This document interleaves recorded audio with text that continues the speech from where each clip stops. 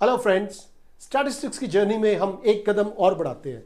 My name is doctor देव और हम आज बात करेंगे सैम्पलिंग के ऊपर, एक्चुअली सैम्पलिंग मेथड्स के ऊपर। देखो, हम लोगों ने मीन, मोड, मीडियन बहुत कुछ हमने करा, बट एक्चुअली में जब हम इन सब चीज़ों को आइसोलेटेड में करते हैं तब हमें ये नहीं पता होता कि ये सारी चीज़ें जो मीन, मोड, मीडियन की बात करते हैं ये आगे जाके किस तरीके से यूज होगा। और जब भी हम स्टैटिस्टिक्स की बात करते हैं हम लोगों ने शायद कभी भी सैंपल या सैंपलिंग की बात नहीं करी, बट एक्चुअली में स्टैटिस्टिक्स जो है वो सैंपलिंग का ही कॉन्सेप्ट है। क्योंकि जब भी हम पॉपुलेशन को लेके काम करते हैं उनको हम बोलते हैं पैरामीटर्स, और जब भी हम सैंपल को लेके काम करते हैं उनको हम बोलते हैं statistics. So let's start today the sampling methods.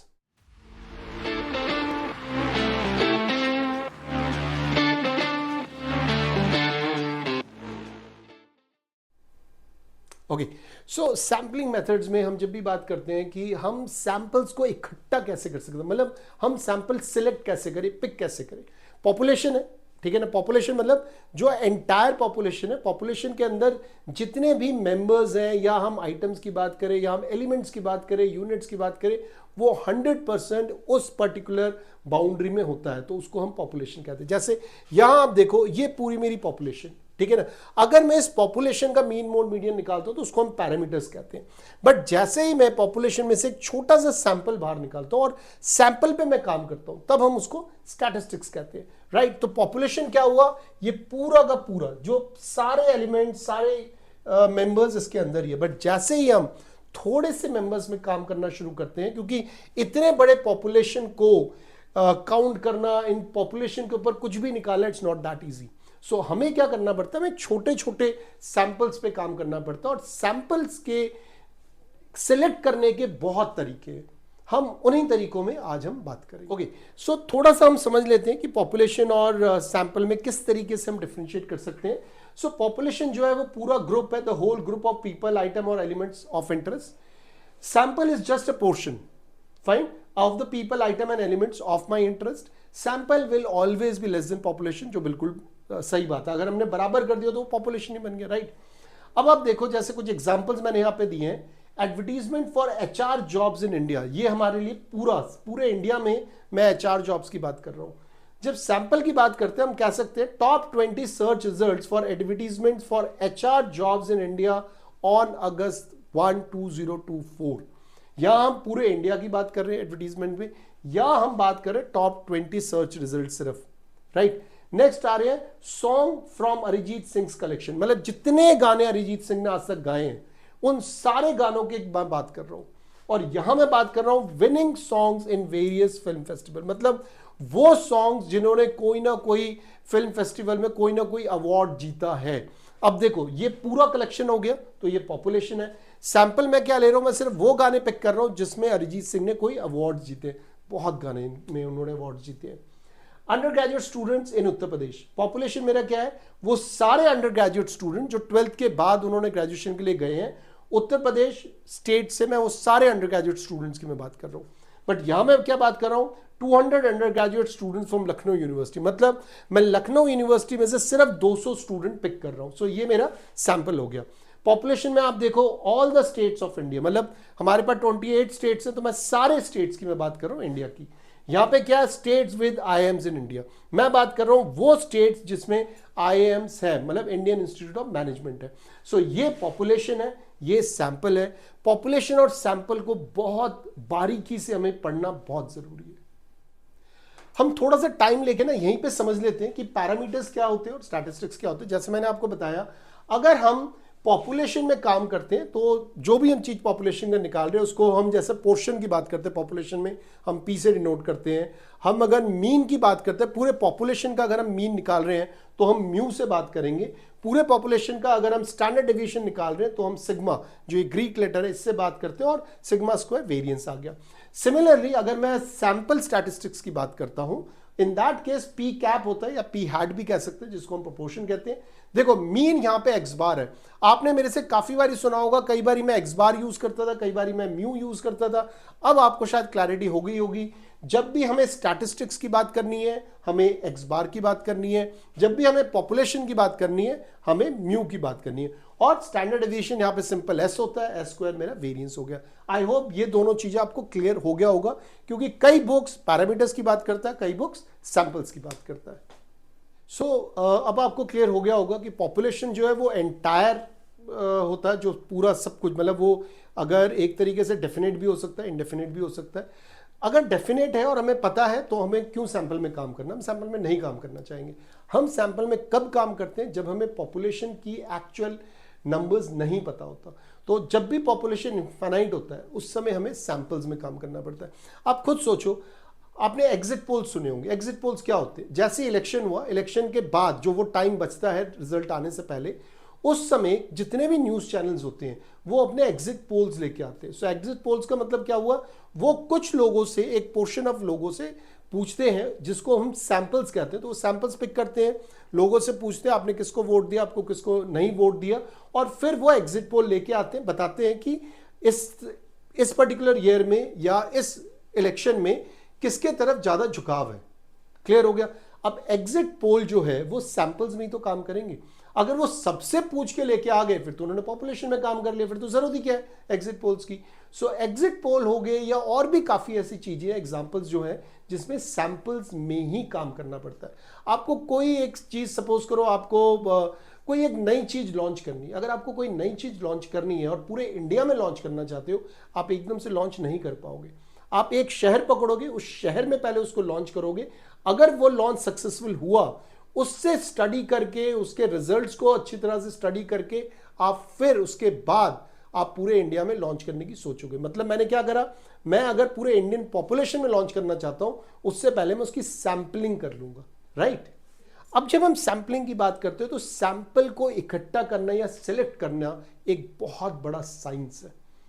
अगर ये सैंपलिंग गलत हो गई तो जो रिजल्ट सैंपल का आएगा, मैं तो उसी रिजल्ट को पॉपुलेशन में लेके जाऊंगा ना। इन दैट केस मेरा रिजल्ट पॉपुलेशन के ऊपर भी गलत हो जाएगा। इसलिए सैंपल पे काम करना बहुत जरूरी है, बहुत ही तरीके से काम करना है, बहुत साइंटिफिक मेथड से काम करना जरूरी है। दो मेथड्स होते हैं सैंपलिंग के। जब भी हम सैंपलिंग मेथड्स की बात करते हैं, दो मेथड्स होते हैं। पहला होता है प्रोबेबिलिटी सैंपलिंग, दूसरा होता है नॉन प्रोबेबिलिटी सैंपलिंग। तो सबसे पहले हम प्रोबेबिलिटी सैंपलिंग करते हैं, जिसमें 4 तरीके होते हैं: simple random sampling, stratified random sampling, cluster random sampling और सिस्टमैटिक रैंडम सैंपलिंग। क्लियर हो गया? तो दो मेथड्स है, एक प्रोबेबिलिटी, एक नॉन प्रोबेबिलिटी। पहले हम इन चारों को कवर करेंगे। क्लियर? सो जब भी हम बात करते हैं सिंपल रैंडम सैंपलिंग की, एक चीज आप ध्यान रखना, random as a word random है, मतलब कि कुछ भी उठा लो, बट ऐसा नहीं है। प्रोबेबिलिटी में जब हम रैंडम प्रोबेबिलिटी की बात करते हैं, रैंडम सैंपलिंग की बात करते हैं, सिंपल रैंडम सैंपलिंग के मतलब है बहुत सिस्टमैटिक से हमें इसको ध्यान देना है। ये तभी हो सकता है जब मेरे पास पूरा पॉपुलेशन पता हो, राइट। अब सपोज करो आप एक क्लास में हो, आप बीबीए के क्लास में हो या एमबीए के क्लास में हो, 60 स्टूडेंट्स आपके क्लास में हैं। अब आपको पॉपुलेशन पता है क्योंकि 60 है। अब आपको कोई एक स्टडी करना है जो पूरे के पूरे पॉपुलेशन पे करना है, या इस पॉपुलेशन में से आपको सैंपल निकालना और बहुत तरीके से सैंपल निकालना है। सैंपल तभी फायदेमंद होगा जब हर एक एलिमेंट सैंपल में जो पिक करा गया, जो सिलेक्ट करा गया है, उसकी पिकिंग प्रोबेबिलिटी सेम है। मैं फिर रिपीट कर रहा हूं, सैंपल तभी अच्छा माना जाएगा जब जो सैंपल के अंदर मेंबर्स हैं या एलिमेंट्स हैं, उन सब की picking probability was same. In fact जो नहीं भी पिक हुए हैं उनकी भी picking probability in sample was same. और ये तभी हो सकता है जब आप क्या करें, आप उन सब स्टूडेंट्स का नाम लिखिए पर्ची में, एक बॉल लीजिए, बैग लीजिए, उसके अंदर आप सबके नाम डाल दीजिए, बैग को आप हिलाइए, ठीक है। हिलाने के बाद आप उसमें से 3, 4, 5 जितना भी सैंपल्स चाहिए उतने आप पर्चियां निकाल लें। अब ऐसे में क्या हुआ, सबसे पहले हर एक जितने भी मेंबर्स थे, स्टूडेंट्स थे उस क्लास के, उन सबका नाम है उस बैग के अंदर, सबकी सिलेक्ट होने की प्रोबेबिलिटी एब्सोल्युटली सेम है, कोई बायसनेस नहीं है। ऐसे में ही हम बोलते हैं रैंडम सैंपलिंग, और क्योंकि ये सिंपल मेथड है इसको हम बोलते हैं सिंपल रैंडम सैंपलिंग। नेक्स्ट आता है आपका स्ट्रैटिफाइड रैंडम सैंपलिंग। अच्छा, एक चीज ध्यान रखना, मैंने ये जो पीपीटी बनाई है बहुत ही ज़्यादा इंफॉर्मेटिव है, सिंपल है, इंटरेक्टिव है। आप पीपीटी के हर एक स्लाइड को अगर आप ध्यान से पढ़ेंगे आपको शायद और किसी चीज़ की ज़रूरत पड़ेगी नहीं। मैंने सारे एग्जाम्पल्स वगैरह बहुत अच्छे तरीके से दिए। जैसे स्लाइड को अगर आप देखो, स्ट्रैटिफाइड रैंडम सैम्पलिंग का मतलब है कि पूरे पॉपुलेशन को आप स्ट्रैटा में डिवाइड कर दो, मतलब ग्रुप्स में, छोटे छोटे ग्रुप्स में डिवाइड कर दो। मैंने क्या करा, फर्स्ट, सेकंड, थर्ड, फोर्थ, तो 4 लाइनें थी, तो मैंने चारों को अलग अलग ग्रुप्स में डिवाइड कर दिया। अब मैं क्या कर रहा हूं, हर एक ग्रुप में से मैं 4 सैंपल्स पिक कर रहा हूं। मैं सबसे पहले पूरा जो पॉपुलेशन है उस पॉपुलेशन को मैं स्ट्रैटा में डिवाइड कर रहा हूं, मतलब स्ट्रैटा मतलब ग्रुप्स होता है, ग्रुप्स में डिवाइड कर रहा हूं। उस ग्रुप्स में डिवाइड करने के बाद हर एक ग्रुप में से मैं 4 सैंपल्स पिक कर रहा हूं। इस मेथड को हम कहते हैं स्ट्रैटिफाइड रैंडम सैंपलिंग। ठीक है, एग्जांपल के तौर पे देखो, split up all students in a college according to their courses BBA, MBA, BCom and BCA. Ask 4 students from each grade to complete the survey about the college's lunch. So मैंने 4 student हर एक class से मैंने pick करा। So this is known as stratified random sampling. Next जो है वो है cluster random sampling. देखो, स्ट्रैटिफाइड और क्लस्टर में थोड़ा सा फर्क है। हमने फर्दर और मैंने ग्रुप्स में डिवाइड करा, वो भी एक ग्रुप डिवीजन था, ये भी एक ग्रुप डिवीजन है। तो मैंने 1 2 3 4 5 6 7 मैंने 7 ग्रुप्स में डिवाइड कर दिया। मैंने पूरे के पूरा जो पॉपुलेशन था उसको 7 ग्रुप्स में स्प्लिट कर दिया। उसके बाद क्या करा, मैंने रैंडमली पूरा का पूरा ग्रुप पिक कर लिया, 1 या 2 या 3 जो भी हो सकता है, डिपेंडिंग ऑन कितना बड़ा मेरा पॉपुलेशन और कितना मैं सैंपल्स चाहता हूं।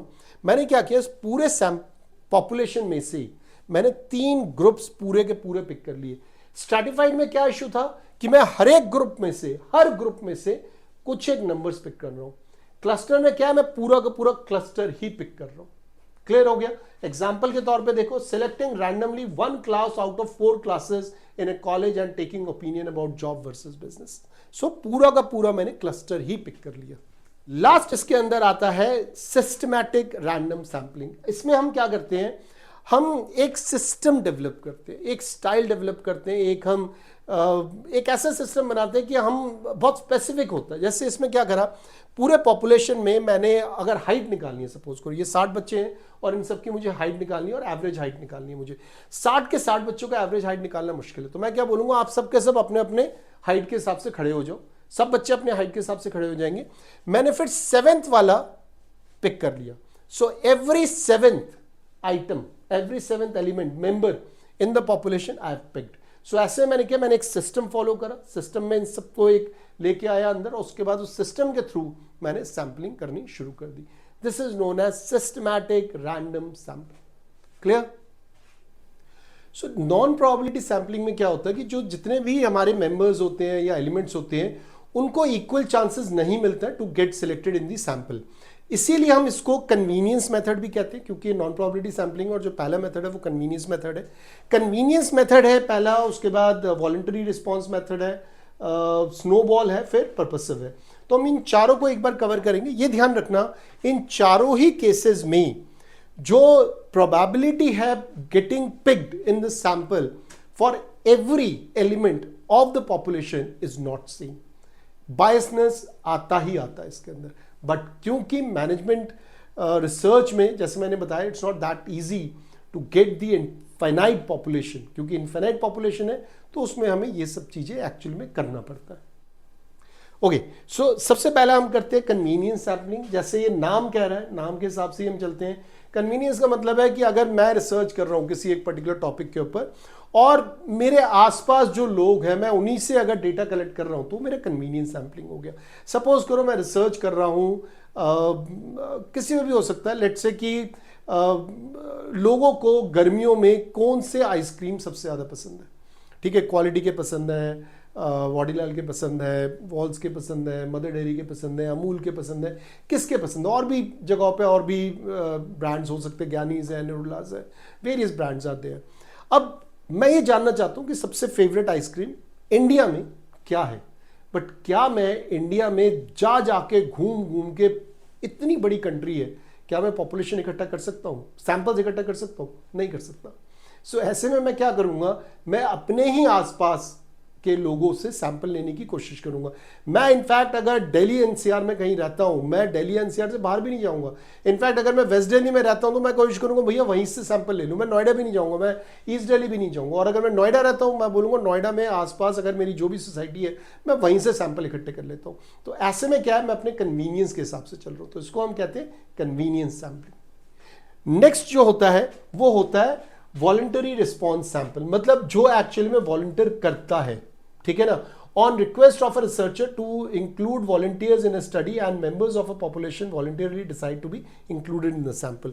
कई ऐसे रिसर्च होते हैं, पहला मैं सबको अप्रोच ही नहीं कर पा रहा हूँ, बट उसके बावजूद भी जरूरी नहीं है कि हर कोई बंदा चाहेगा कि वो उस रिसर्च का पार्ट बने। चाहे मैं क्वांटिटेटिव रिसर्च करूँ, चाहे मैं क्वालिटेटिव रिसर्च करूँ, मुझे पूछना तो है ही, क्वेश्चन तो पूछने हैं, सर्वे तो करना ही है मुझे, मैं इंटरव्यू लूंगा या कुछ भी लूंगा। तो जब भी हम बात करते हैं सैंपल पिक करने का, वॉलंटियर का मतलब है जो एक्चुअली में वॉलंटियर कर रहा है, मतलब जो अपने इच्छा अनुसार बोलता है कि हाँ मैं इस सर्वे का पार्ट होना चाहता हूँ, फिर हम उसी को लेते हैं। अगेन एक कन्वीनियंस सैम्पलिंग होता है, मैं उन्हीं लोगों से पूछता हूँ जो मेरे आसपास, I can not go to the entire India again, right. So ये भी एक part of non probability sampling है। ओके, थर्ड अगर हम देखें, थर्ड है हमारा स्नोबॉल सैंपल। मेरे ख्याल से आप लोग कभी ना कभी पहाड़ियों पे गए होंगे, बर्फ में आपने खेला होगा। आप कभी कोशिश करना, या तो आपने खेला हो, अगर नहीं खेला तो कोशिश करना नेक्स्ट टाइम जब भी आप बर्फ में जाए, एक गोला बनाना बर्फ का और उसको ऊपर से नीचे आप रोल करना। जब उस बॉल को, जो थोड़ा सा बड़ा बॉल लेके आप रोल करोगे, नीचे तक जाते जाते ना वो जो बॉल इतना बड़ा है वो बहुत बड़ा बन जाता है, क्योंकि उसमें ना स्नो लगता चला जाता है, राइट। उसको हम बोलते हैं स्नोबॉल सैंपलिंग। अब यहां पे देखो हम क्या कर रहे हैं, स्नोबॉल सैंपलिंग का मतलब ये है कि मैं कुछ एक लोग जिनको मैं जानता हूं, कन्वीनियंस सैंपल के थ्रू मैं कुछ एक लोगों को मैं पिक करता हूं जो मेरे डायरेक्ट कॉन्टैक्ट में है। उसके बाद मैं क्या करता हूं कि आप जो मैंने पिक किए हैं, मैं कहता हूं आप अपने कॉन्टैक्ट्स वालों को शेयर करो, ठीक है। तो ये जो ऑरेंज दिख रहे हैं ये मेरे कॉन्टैक्ट्स के हैं, डायरेक्ट कॉन्टैक्ट है। उसके बाद वाले मेरे डायरेक्ट कॉन्टैक्ट में नहीं है, वो उनके कॉन्टैक्ट में है। फिर फर्दर और भी आगे नेटवर्क बढ़ सकता है, जैसे आपने लिंक्डइन में देखा है कि नेटवर्क बढ़ता है, ये उसी तरीके से बढ़ सकता है। मैं आगे वाले लोगों को नहीं जानता हूं, मैं सिर्फ फर्स्ट टाइमर्स को जानता हूं, बट आगे बढ़ता चला जाता है। इसको हम बोलते हैं स्नोबॉल सैंपलिंग। मैं एंड तक को लोगों को नहीं जानता हूं, बट किसी ना किसी नेटवर्क के थ्रू उनके पास मेरा डेटा या मेरा सर्वे पहुंचता है, तो इसको हम बोलते हैं स्नोबॉल सैंपलिंग। ओके, जो लास्ट है उसको हम बोलते हैं पर्पसिव सैंपल। ये एक्चुअली में क्या है कि ये सपोज करो मैं एक रिसर्च कर रहा हूँ म्यूचुअल फंड के ऊपर। अगर मैं म्यूचुअल फंड, वो भी ऑनलाइन की बात कर रहा हूँ, वो भी मोबाइल के थ्रू ऑनलाइन की बात कर रहा हूँ, तो मेरा जो पर्पस है रिसर्च का वो तभी पूरा होगा when I know an investor who is investing in mutual fund, that too online using a mobile app, right. थोड़ा सा नैरो डाउन हो गया। अब इतना जब नैरो डाउन हो जाता है तो मुझे सोचना पड़ता है, मुझे रैंडमली तो नहीं मिल सकता कोई भी बंदा, तो मुझे अपने जान पहचान के थ्रू ही जाना पड़ेगा, कन्वीनियंस के थ्रू जाना पड़ेगा, उनके फिर शायद नेटवर्क को भी टटोलना पड़ेगा। और जो पर्पस है मेरा, उस पर्पस को फुलफिल करने के लिए I have to be very narrow minded, मतलब नैरो मुझे करना पड़ेगा। और उसके बाद ही मुझे ये जो मेरे सैंपल्स हैं, डेटा जो देना चाहते हैं मुझे, वो लोग मिलेंगे। सो पर्पस ऑफ सैंपलिंग क्या होता है? Research select respondents based on who they think will most useful based on the purpose of their study। तो मेरे लिए क्या था, अगर मेरा study online mutual fund investment का है तो मुझे वो लोग चाहिए जो म्यूचुअल फंड में इन्वेस्ट करते हैं, ऑनलाइन इन्वेस्ट करते हैं, मोबाइल के थ्रू इन्वेस्ट करते हैं, राइट। तो आप लोगों ने देखा कि how there are two classifications of sample selection, one is probability, one is non probability. Probability करना थोड़ा मुश्किल है टिल द टाइम हमारे पास फाइनाइट पॉपुलेशन है, और फाइनाइट पॉपुलेशन होता नहीं है, जैसे मैं आपको बता रहा हूँ ऑलमोस्ट इनफाइनाइट होता है। बट जब भी हमारे पास इनफाइनाइट पॉपुलेशन होता है हम थोड़ा सा बायस्ड हो जाते हैं, और उसके भी 4 तरीके हैं। वैसे तो सही बताऊं, जब हम नॉन प्रोबेबिलिटी मेथड की बात करते हैं इसके भी ज्यादा और भी तरीके, कोटा है और भी बहुत सारे हैं, बट ये 4 is more than enough to do any kind of research, right. So I hope आपको सैंपल सिलेक्ट करना समझ में आ गया होगा। इसके बाद हम आगे बढ़ेंगे सैंपलिंग डिस्ट्रीब्यूशन वगैरह पे। तब तक, जब तक हम आगे नहीं बढ़ते, आप इसको जरूर पढ़िए, ढंग से समझिए, क्योंकि आगे इन सारे कॉन्सेप्ट्स को हमें यूज करना पड़ेगा। Till then, thank you. You can go to my channel, subscribe करो to know more about statistics, या जो मैं बाद में वीडियोस देने वाला हूं वो सब आपको सबसे पहले मिलेंगे।